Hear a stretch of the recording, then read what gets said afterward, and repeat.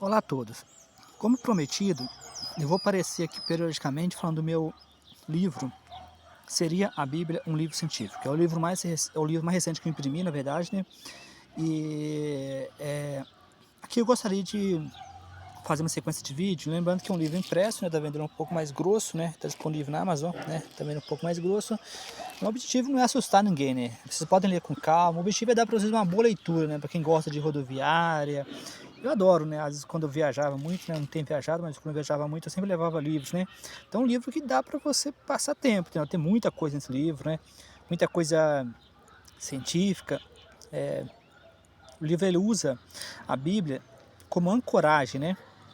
O que é uma ancoragem? Seria uma forma de usar a Bíblia, né, como divulgação. Só por curiosidade, né, a capa tem Jesus montado num dinossauro, né, porque existem muitos grupos evangélicos, especialmente nos Estados Unidos, chama Answering in Genesis como exemplo, que tentam dizer que homens e dinossauros viveram ao mesmo tempo. Então, tecnicamente viveram ao mesmo tempo, então Jesus deve ter conhecido dinossauros, né?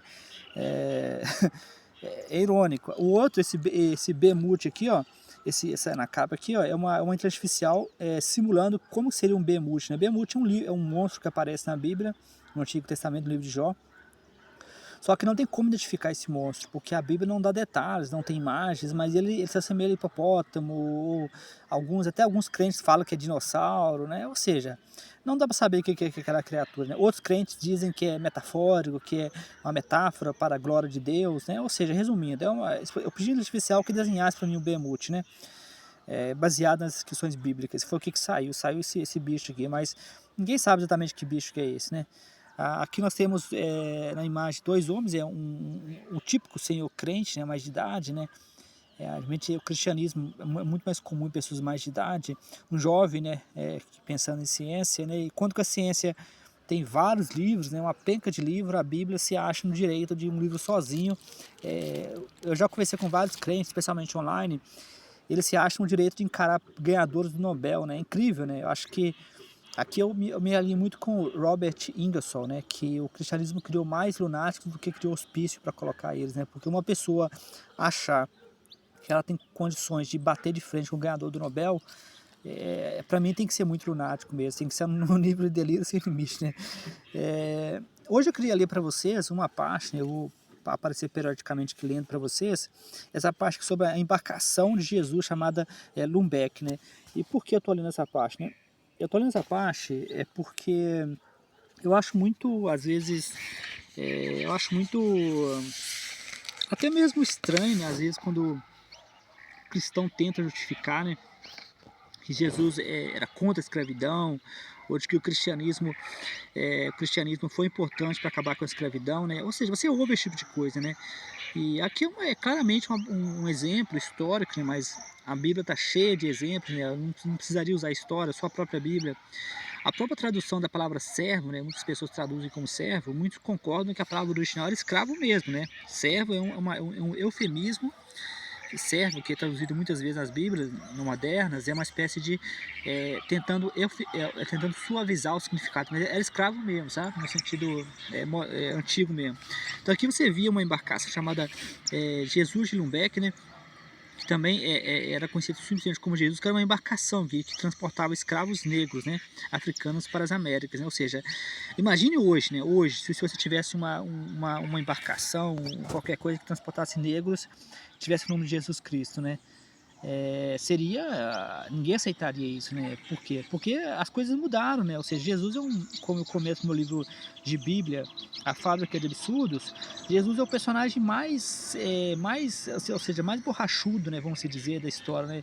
É incrível como Jesus foi usado para justificar a escravidão, e aqui é um exemplo que uma embarcação que não era uma embarcação pequena, Jesus de Lübeck era uma embarcação grande na Alemanha, né? Lembrando que a Alemanha é de onde que veio o protestantismo, né? O luterismo. Na década de 1540, o Brasil foi descoberto 40 anos antes, né? 1500, né? Que o Brasil foi descoberto. Então era, de certa forma, o auge da escravidão, né? E sempre lembrando que a Igreja Católica no Brasil foi a maior detentora de escravos, né? Ou seja, a Igreja Católica tinha mais escravos do que os senhores, né? Apesar de que às vezes a gente pensa em escravidão, a gente tende a culpar os senhores, né? A gente pensa em humanos, mas a Igreja Católica foi a maior detentora de escravos, né?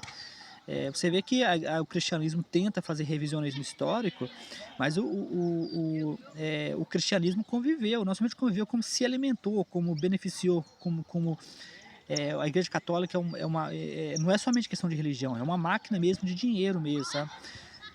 E você vê que aqui claramente, nesses casos, você vê claramente aqui que eles se beneficiaram muito, né? Porque o cristianismo e os reinados, né? Como aqui tá vendo, Elizabeth II, ele foi acreditado ao comércio explorar John Hopkins, que transformou em um dos primeiros navios ingleses a participar de tráfico, também um dos primeiros a participar de tráfico trans, é, trans, a palavra tá difícil, transatânico, né? Transatlântico, né? Ou seja, que é entre continentes, né? Você vê claramente, né? Então, a tentativa de aliviar a barra do cristianismo, né, que é muito comum, é meramente um truque moderno, né? Não tem nenhuma base histórica, né? Então, hoje eu fiz para vocês um pequeno comentário desse livro aqui, né? Lembrando que o livro está disponível na Amazon. Você encontra a versão audiolivro. Eu estou postando para vocês alguns capítulos do audiolivro, né? Eu vou parar um pouco de postar esses capítulos, mas ele está disponível no Google Books, né? Se você gostou dos capítulos que eu já postei dois. Postei um prefácio e postei também sobre a Arca de Noé, né? Esse aqui, ó. Esse capítulo que está aqui, ó. Quer ver, ó? Vamos ver aqui. Esse aqui, vamos ver aqui, ó. Arca de Noé. Tá aqui, ó. Tá aqui, ó. Noé, eu acho que é esse capítulo aqui, ó. Aqui, achei. Esse aqui, ó, tá vendo? Esse aqui, ó. Noé. Arca de Noé, sério mesmo? É uma piada esse bar. É um capítulo, são várias páginas. Aqui eu faço a parte do audiolivro que tem esse capítulo, está disponível no nosso canal, né? Eu coloquei como Arca de Noé, Noé e seu barquinho de madeira, né? Mudei um pouco o título, mas é esse capítulo aqui, ó, Arca de Noé, sério mesmo? Aqui é irônico, né? Quando você compara com barcos modernos, você compara com a maior embarcação japonesa, que no Japão essa embarcação era basicamente metal. Você compara com embarcações como as inglesas, ou como embarcação que usava metal, né? Era de madeira, mas usava metal, ou a maior embarcação de madeira de todos os tempos. É impossível.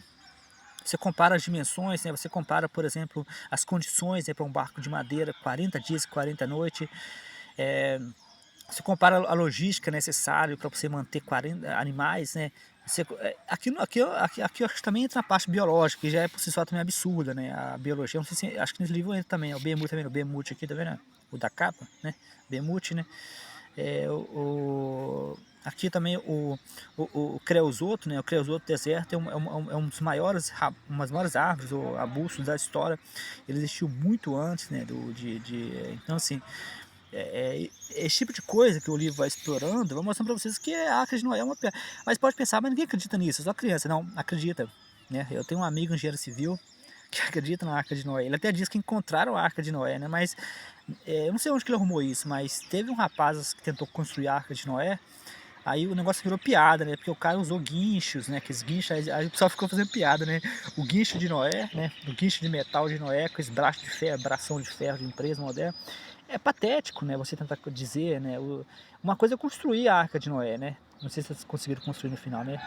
Outra coisa é que o negócio fica 40 dias, 40 noites em uma tempestade, um deus nervoso, né? O maior barco de madeira até agora afundou.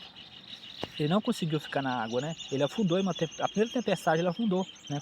Aqui eu comento o nome desse barco, conto um pouco a história desse barco de madeira. Então é isso, pessoal. Boa leitura para vocês. Abração a todos.